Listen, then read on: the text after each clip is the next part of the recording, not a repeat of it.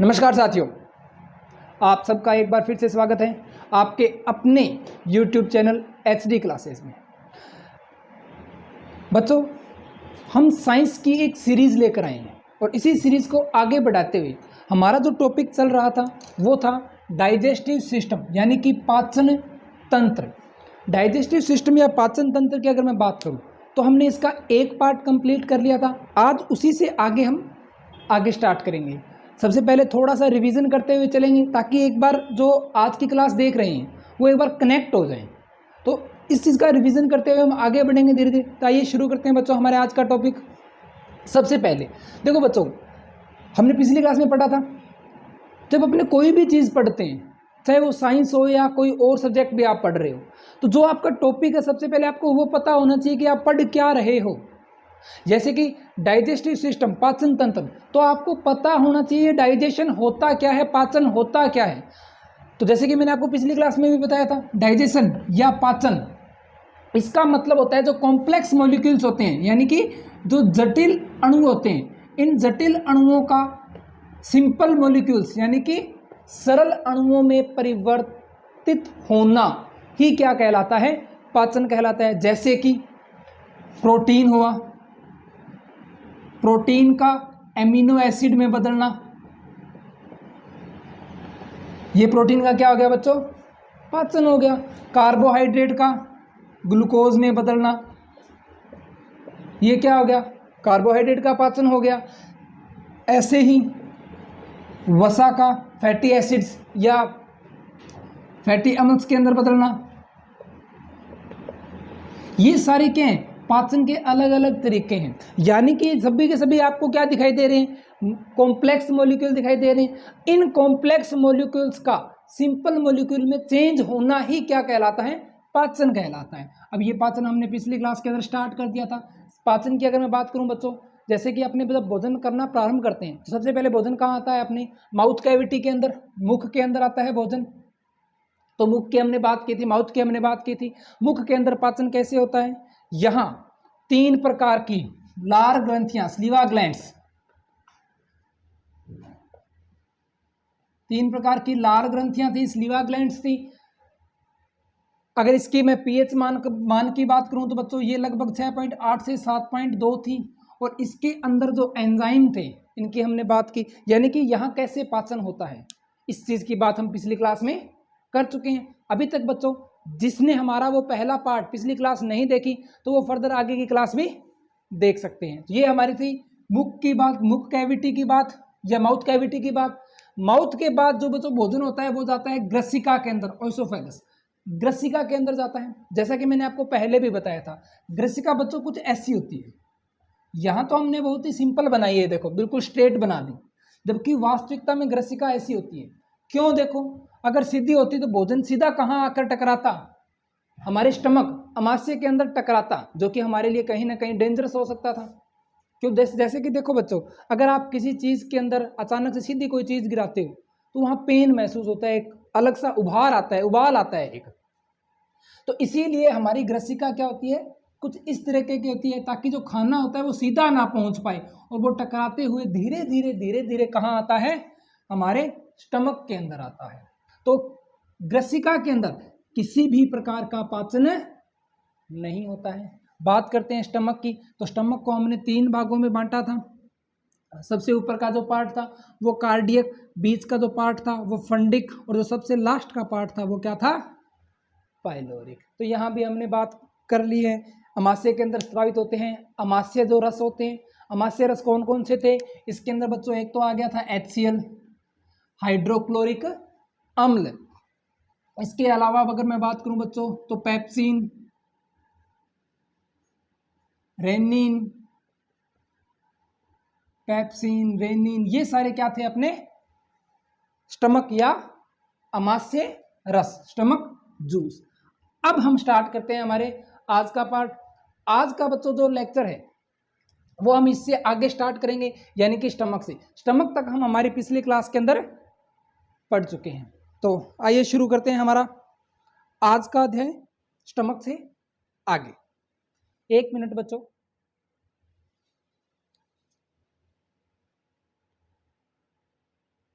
तब तक आप रिवाइज कीजिए।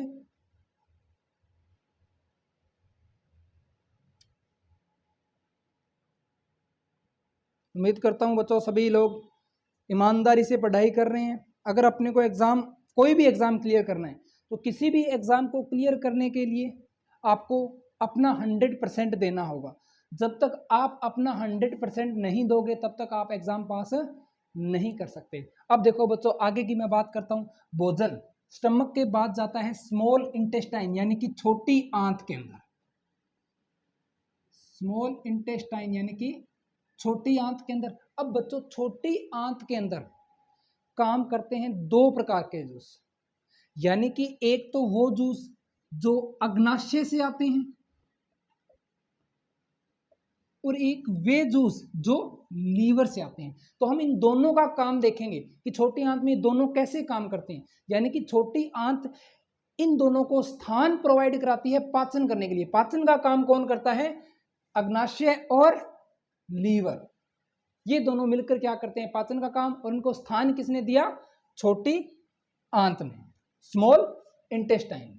तो सबसे पहले अपने इसको दो भागों में बांटते हैं, यानी कि जो यहाँ काम कर रहे हैं। अब देखो, ये है बच्चों लीवर, और लीवर के नीचे जो आपको ये दिखाई दे रहा है बच्चों, ये होता है गोल ब्लैडर, पित्ताशय। Gall bladder, पित्ताशय। और दूसरा पैनक्रियाज, अग्नाशय। सबसे पहले मैं बात करूंगा गोल ब्लैडर की कि ये पाचन में कैसे सहयोग करता है, और उसके बाद हम बात करेंगे पैनक्रियाज की कि अग्नाशय जो होती है, पैनक्रियाज यानी कि अग्नाशय, यानी कि अग्नाशय जो होती है वो कैसे भोजन पचाने में सहायता करती है, फूड के डाइजेशन में हेल्प करती है। सबसे पहले बात करते हैं गोल ब्लैडर, या इसी को अगर मैं हिंदी में बात करूं तो बोलते हैं बच्चों पित्ताशय। गोल ब्लैडर या पित्ताशय। पित्ताशय यानी कि इसका काम होता है पित्तरस, पित्तरस, बाइल जूस। पित्तरस यानी कि बाइल जूस का स्टोरेज करके रखना, बाइल जूस का स्टोरेज यानी कि संग्रहण करके रखना। ये देखो बच्चों, देखो पित्तरस बच्चों यहां लीवर में बनता है, और लीवर में बनने के बाद ये जाकर संचित होता है पित्ताशय के अंदर या गोल ब्लैडर के अंदर, सेव हो जाता है, स्टोरेज हो जाता है। और यहां से गोल ब्लैडर जो होता है इस रस को कहां छोड़कर आता है? छोटी आंत के अंदर छोड़कर आता है, और यहां से छोटी आंत के अंदर पाचन की क्रिया प्रारंभ होती है। तो मेनली अपने को इसके अंदर पित्तरस के बारे में पढ़ना है कि पित्तरस क्या होता है और ये कैसे सहायता करता है पाचन के अंदर। सबसे पहले अगर मैं बच्चों बात करूं, पित्तरस जो होता है, पित्तरस एक मनुष्य में, स्वस्थ मनुष्य में प्रतिदिन लगभग 600 ml बनता है। हल्का पीले रंग का गाढ़ा पदार्थ होता है। अच्छा, इसकी अगर मैं पीएच वैल्यू की बात करूं तो ये लगभग 8 होती है, 7.8 कह सकता हूं मैं, या मैं ऐसे बोलूं कि ये लगभग कितनी होती है? 8 होती है।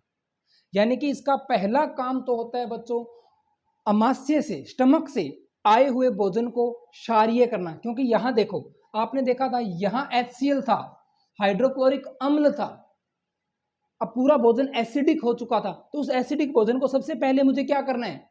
बेसिक बनाना है, क्षारीय बनाना है। तो यहां इसका पीएच मान इसको क्या करता है? क्षारीय बनाता है। अब मैं बात करता हूं अगले काम की।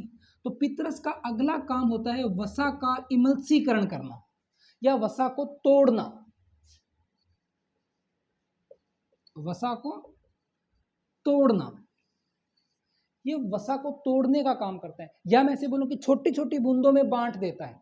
देखो बच्चों, यहां किसी भी प्रकार का पाचन नहीं किया, वसा वसा के रूप में ही रहती है। बस जो उसकी बड़ी बूंदें थी उसको कन्वर्ट करके इसने छोटी छोटी बूंदों में बदल दिया, ताकि आगे जो पाचन की क्रिया है वो बहुत ही आसानी से हो सके। यानी कि जो पित्ताशय है या जो पित्तरस, बाइल जूस जो है, वो किसी भी प्रकार का पाचन नहीं करता। क्योंकि यहां देखो सिर्फ इसने बच्चों क्या किया? वसा को तोड़ा है, ना कि इसका पाचन किया। अभी भी वो वसा के रूप में ही है, यानी कि इसने इमल्सीकरण कर दिया, उसका पाचन, उसको तोड़ दिया। और वसा को तोड़ने के लिए पित्तरस के अंदर जो लवण होते हैं, जो साल्ट होते हैं बच्चों, वो है सोडियम ग्लाइकोकोलेट। ये आपसे बच्चों पेपर के अंदर डायरेक्ट पूछ सकता है कि कौन सा लवण पाया जाता है? तो बच्चों वो है सोडियम ग्लाइकोकोलेट। इस लवण के कारण ही सोडियम ग्लाइकोकोलेट और एक होता है सोडियम टोरोकोलेट।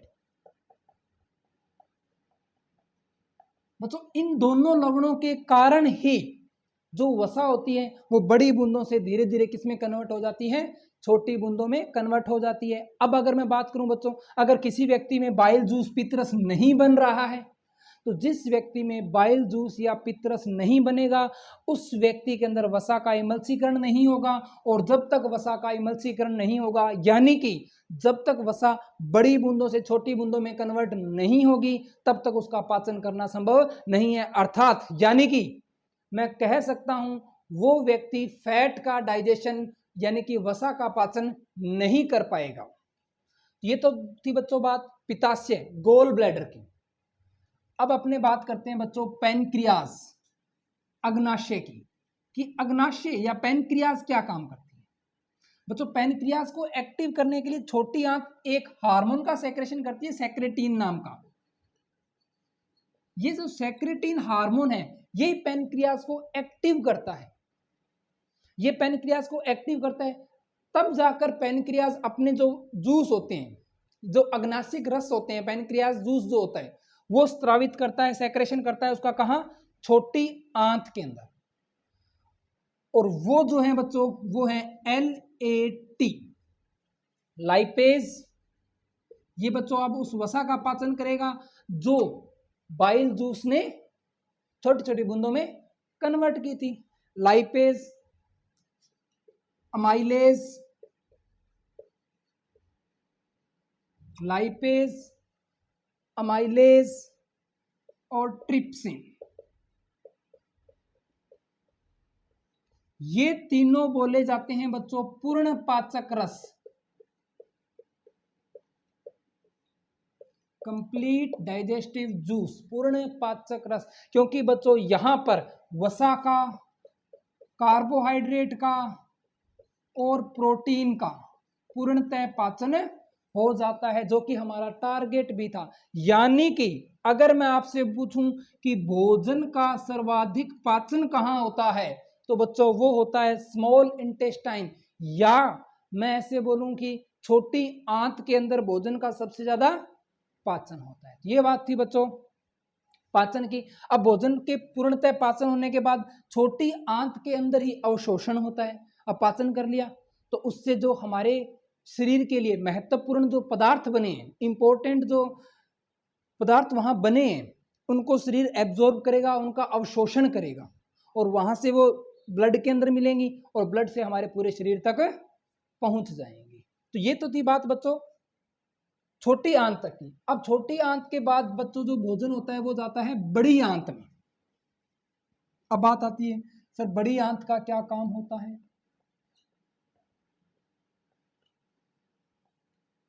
बच्चों बड़ी आंत का काम होता है वाटर एब्जॉर्बेशन का, यानी कि जो पानी है पानी का अवशोषण करना,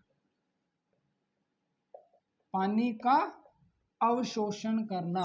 ये काम कौन करता है, लार्ज इंटेस्टाइन करती है। यानी कि अब जो वेस्ट मटेरियल जो बचा है उसमें से पानी का अवशोषण अगर मैं बात करूं तो वो कहां होता है, बड़ी आंत के अंदर होता है। और बड़ी आंत के बाद बच्चों वो भोजन है वो जाता है रेक्टम के अंदर, यानी कि मलाशय के अंदर, और रेक्टम के बाद एनस के रास्ते शरीर से क्या कर दिया जाता है, गुदा के रास्ते शरीर से क्या कर दिया जाता है, बाहर निकाल दिया जाता है। ये थी बच्चों पूरे पाचन की बात कि पाचन का सिस्टम कैसे चला। अब बच्चों अलग अलग स्थान पर भोजन के अलग अलग नाम होते हैं। जैसे कि जब भोजन मुख में होता है यानी कि माउथ में होता है तो उसको बोलते हैं बोलस, और जब अमाशय में होता है तो वो होता है काइम, और जब वो अमाशय से निकलकर छोटी आंत में आता है या छोटी आंत से निकलता है तब उसको बोलते हैं काइल। तो बच्चों ये भी आपसे अलग अलग एग्जाम में पूछ सकता है कि कब भोजन को काइम कहते हैं, कब भोजन को काइल कहते हैं, और कब भोजन को बोलस कहते हैं। अब देखो बच्चों इस पूरे चैप्टर में हमारी सहायता की थी लीवर ने, यकृत ने। तो थोड़ा बहुत हम लीवर के बारे में भी जानेंगे। कहाँ होता है लीवर। अगर मैं आपकी बॉडी की बात करूं तो बॉडी में किस तरफ है लीवर। बच्चों लीवर हमारे राइट साइड में हमारे शरीर का सबसे बड़ा अंग होता है। अगर मैं लीवर की बात करूं तो ये हमारे शरीर का क्या है, सबसे बड़ा अंग है। अब कुछ लोग ऐसे होंगे महानुभाव, सबसे बिगेस्ट ऑर्गन क्या हो गया, लीवर। अब कुछ महानुभाव ऐसे भी होंगे जो क्वेश्चन राइज करेंगे कि सर नहीं, सबसे बड़ा अंग लीवर थोड़ी होता है, सबसे बड़ा जो ऑर्गन है वो तो अपनी स्किन होती है। बच्चों वो है आउटर। अगर मैं बात करूं इनर सबसे बड़ा अंग कौन सा है, तो फिर हमारा आंसर क्या रहेगा, लीवर ही रहेगा। आपसे मेरा क्वेश्चन है, सेकंड लार्जेस्ट, दूसरा बड़ा अंग कौन सा होता है, ऑर्गन कौन सा होता है हमारी बॉडी का, ये आप कमेंट बॉक्स में कमेंट करके मुझे बताइए। ये बात थी बच्चों लीवर की। अच्छा, लीवर सबसे बड़ा अंग है। लीवर का काम क्या था, बाइल जूस बनाना, यानी कि पित्तरस का निर्माण करना। जितने भी बच्चों विटामिन होते हैं, वसा विलेय विटामिन, विटामिन दो प्रकार के होते हैं, एक तो होते हैं वाटर सोल्यूबल